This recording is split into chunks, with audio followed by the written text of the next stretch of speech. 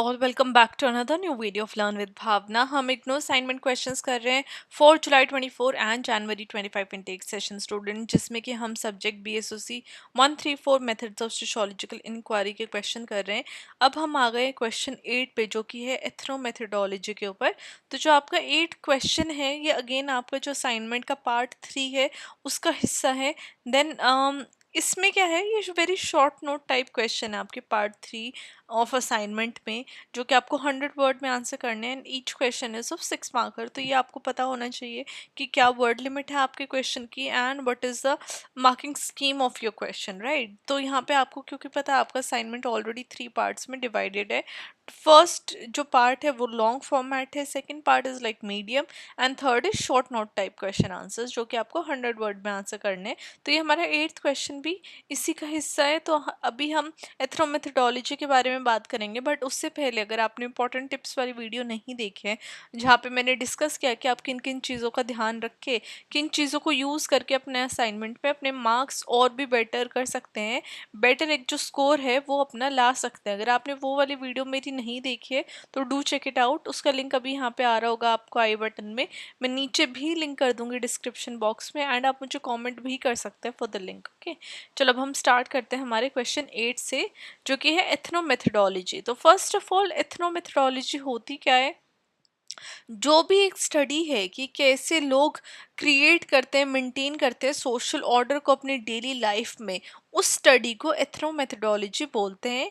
ये जो स्टडी है, कॉन्सेप्ट है, ये हेरोल्ड गारफिंकल ने इंट्रोड्यूस किया था, डेवलप किया था। तो ये फोकस करता है ऐसे मेथड जो कि लोग यूज़ करते हैं अंडरस्टैंड करने के लिए, इंटरेक्ट करने के लिए, जो उनका वर्ल्ड है उनके आसपास, उस वर्ल्ड के साथ, राइट। तो बिगर सोशल स्ट्रक्चर्स को इग्नोर करते हुए हेरोल्ड गारफिंकल बोलते थे कि हमें ह्यूमंस की स्मॉल और डेली इंटरेक्शंस को स्टडी करना चाहिए, तभी हम उनके एवरीडे लाइफ में वो क्या हो रहा है, क्या वो अपनी डेली लाइफ में चीज़ों का मीनिंग इंटरप्रेट कर रहे हैं या फिर वो चीज़ों का क्या मीनिंग प्रोवाइड कर रहे हैं, वो हेरोल्ड गारफिंकल ने एथनो मेथडोलॉजी में डिस्कस किया है, एक्सप्लेन किया है।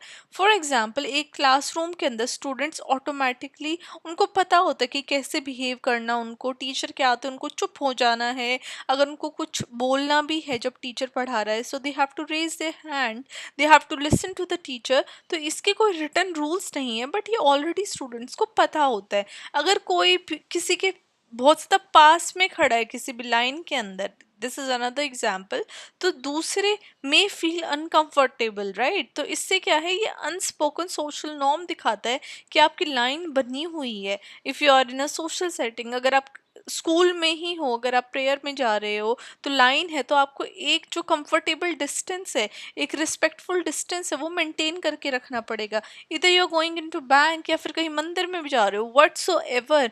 तो ये कुछ ऐसे अनस्पोकन सोशल नॉर्म होते हैं, अनरिटन रूल्स होते हैं, जो कि आप फॉलो करते ही करते हो।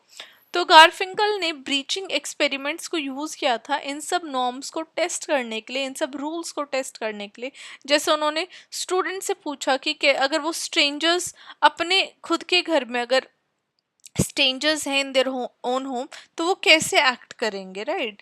तो इस तरीके से जो कैसे बिहेव करेंगे वो अपने आसपास के इन्वायरमेंट को, no matter who the person is, वो कैसे बिहेव कर रहा है अपने आसपास की सराउंडिंग को, that is study of ethno methodology.